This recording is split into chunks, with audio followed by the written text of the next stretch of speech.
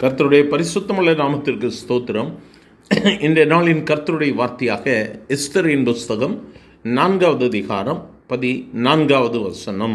நீ இந்த காலத்திலே மௌனமாய் இருந்தால் யூதருக்கு சகாயமும் ரட்சிப்பும் வேறொரு இடத்திலிருந்து எழும்பும். இந்த இடத்திலே வேதம் சொல்லும் பொழுது நீ மௌனமாய் இருப்பது நல்லது அல்ல என்று சொல்லப்பட்டிருக்கிறது. எஸ்தரை குறித்து வேதம் சொல்லும் பொழுது நீ இந்த நாட்களில் மௌனமாய் இருந்தாயானால் ரட்சிப்பு யூதருக்கு வேறொரு பகுதியில் இருந்து எழும்பிவிடும். இந்த வார்த்தைகளை கேட்கிற எனக்கு அருமையான தெய்வ பிள்ளையை, கர்த்தர் நம்மோடு கூட பேசுகிறார். இந்த நாட்களில் நாம் மௌனமாய் இருக்கக்கூடாது. கர்த்தரை அறிவிக்கிறவர்களாக, இயேசு கிறிஸ்துவே மெய்யான தெய்வம் என்பதை அறிவிக்கிறவர்களாக நாம் கர்த்தரால் அழைக்கப்பட்டிருக்கிறோம்.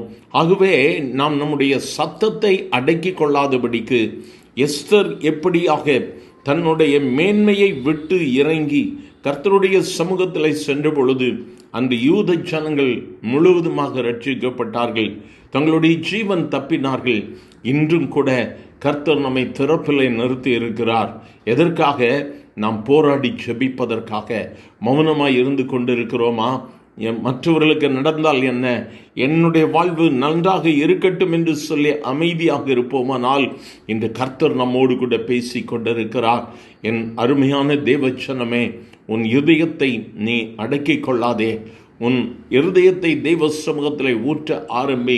நீ மௌனமாயிராதபடிக்கு தேவ சமூகத்தில், ஆண்டவரே உதவி செய்யும் ஆண்டவரே, என் ஜனங்கள் அழிக்கப்படுகிறார்கள், என் ஜனங்கள் எழும்ப வேண்டும், என் ஜனங்களுக்குள்ளாக உம்முடைய எழுப்புதலின் அக்கினி இறங்க வேண்டும் ஆண்டவரே, தேசம் இயேசுவை சந்திக்க வேண்டும் என்று சொல்லி நம் ஆண்டவரை நோக்கி கூப்பிடலாமா?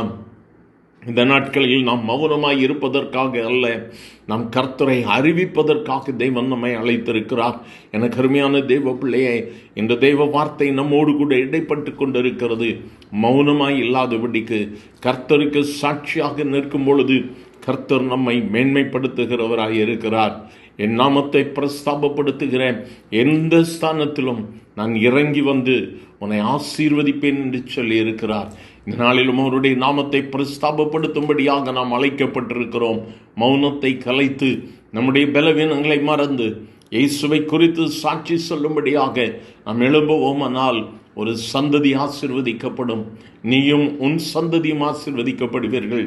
இந்த நாளிலும் இதயத்தை திறந்து கொடுத்து ஆண்டவரை நோக்கி கேட்கலாமா? இந்த பலனை எனக்கு தாரும் என்று சொல்லி கேட்கலாமா? எங்கள் அன்பின் ஆண்டவரை, ஆசீர்வதிக்கப்பட்ட இந்த காலை வேளைக்காக நன்றி அப்பா.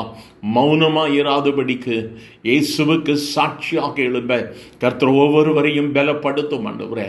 பலவீனங்களின் மத்தியில் எனக்கு ஒன்று தெரியாது, எனக்கு படிப்பில்லை, எனக்கு வேதத்தை குறித்து சொல்ல தெரியாது என்று சொல்லி அநேகர் தங்களுடைய அழைப்பை ஆண்டவரே உதாசீனப்படுத்தி இருக்கலாம்.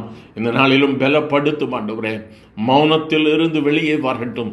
அந்த எஸ்தரின் மூலமாய் யூத ஜனங்கள் விடுதலை பெற்றார்கள். இன்று கேட்கிற உம்முடைய பிள்ளைகளின் மூலமாய் அனைவரும் ஒரு சந்ததி ஆண்டவரை விடுதலை பெறட்டும். அந்த கிருபையை கொடும். இயேசுவின் நாமத்தில் பிதாவே, ஆமேன், ஆமேன்.